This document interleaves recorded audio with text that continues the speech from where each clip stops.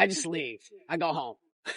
I go home to my life, and I take care of my cat and do all the stuff I'm supposed to do. She's out, vanished, no warning, no grand exit speech, no tearful farewell. At the View's table, just gone Whoopi Goldberg has reportedly left the United States, fled to be exact, as the $800 million defamation lawsuit from rising conservative firebrand Karoline Leavitt kicks into full throttle mode. And oh boy, this isn't just a legal storm. It's a full-blown media reckoning behind closed doors. ABC is in panic mode. Producers are deleting emails, advertisers are freezing deals, PR teams are strategizing, which, let's be real, is corporate code for screaming into pillows. And Whoopi, she dipped. Sources say she boarded a flight out of the country just days after the court fast-track discovery in Karoline's suit. Some say she's taking time off, others, they're whispering escape. So what's really going on? Why did Whoopi vanish? And how did this lawsuit spiral so fast, so big, and so messy? Let's break it all down layer by layer, meltdown by meltdown. But first, smash that like button if you're here for the drama. And make sure to subscribe for more explosive breakdowns of the stories the media's too scared to touch. Did you just subscribe? Perfect. Let's get into it. Well, listen. If you don't have anything to say, you blab. You just go on and on and on and on and on and on and on. Let's rewind the tape. It was supposed to be a routine guest appearance, another political talking head stepping into the lion's den known as The View. But Karoline Leavitt isn't just any guest, young, razor sharp, and boldly conservative in a space that rarely welcomes her kind. She knew exactly where she was stepping. And she didn't flinch. Hair in place, posture perfect, eyes laser-focused. Karoline sat down, smiled politely, and prepared to engage. But the moment the segment began, you could feel it. This wasn't going to be a debate. It was a setup. Joy Behar struck first. With a rehearsed chuckle, she waved off Karoline's resume as cute political fluff. She sarcastically questioned how someone barely old enough to rent a car had any business advising on national policy. Then Sunny Hostin took her. Swing arms folded, eyes narrowed. She dropped the phrase white privilege like a grenade. The implication Karoline didn't work for her platform. She inherited it. Sunny questioned her legitimacy, mocked her positions, and accused her of being a mouthpiece for outdated ideals. And then Whoopi, leaning in with that trademark eye roll and sly smile, Whoopi delivered the blow that would later end up in legal filings and national headlines. You're not here because you earned it. You're a product of right-wing pity politics. The audience roared with laughter. The co-hosts smirked, and the cameras panned in on Karoline's face, perhaps expecting a meltdown. But Karoline didn't flinch. She didn't take the bait. No eye roll, no witty comeback, no viral soundbite, just a nod, a polite smile, and the kind of stoic restraint you only learn from being underestimated again and again. What the hosts didn't know, Karoline wasn't retreating. She was loading her legal arsenal backstage. As she left the studio, she didn't call out the panel. She didn't go on Twitter. She didn't do a tell-all podcast. She called her lawyers and The View. They had no idea what was coming. Isn't it rich that The View is saying she got the job based on looks when DEI is all about based on... The internet woke up to a shockwave. Karoline Leavitt sues The View for $800 million in landmark defamation case. Screenshots of the lawsuit spread like wildfire. TikTok creators broke it down line by line. Legal analysts called it a declaration of war against mainstream media bullying. This wasn't your average defamation claim. This was a 100-page legal cannonball accusing Whoopi Goldberg, Joy Behar, Sunny Host, and ABC of deliberate character assassination, on-air sabotage and humiliation, premeditated defamation, coordinated media targeting for political gain. The lawsuit was stacked with receipts. Karoline's legal team had dissected the segment down to milliseconds. They highlighted the eye rolls, timed the laughter, parsed the script prompts from the teleprompters. But the real bombshells came from backstage. Internal ABC memos, production meeting notes, off-camera audio. One damning email from a producer read, "Open soft with Joy joke about youth. Let Sunny pivot to race angle. Whoopi can deliver the ideological kill shot." Another, a Slack message that said, "Karoline is trending. Go hard. This is our moment." It was scripted, it was staged, and it was ugly. Legal experts across media outlets nodded in unison. This wasn't banter gone wrong. This was a hit job caught on paper. Karoline's lawyer went live on national television to deliver the statement. This is not about silencing opinion. This is About protecting integrity, no woman should be invited onto a platform just to be dismantled for sport. The media firestorm erupted. ABC went quiet, PR firm scrambled, but Karoline, she was just getting started. Think how ironic that Whoopi Goldberg and Joy Behar and the rest of the ladies on The View spend their time calling Republicans the conspiracy theorists, but they have been wrong about everything they have said over the last couple of years. At first, Whoopi did what Whoopi does. She brushed it off, laughed, dismissed it as political theater on air. She waved the lawsuit away like it was dust on her shoulder.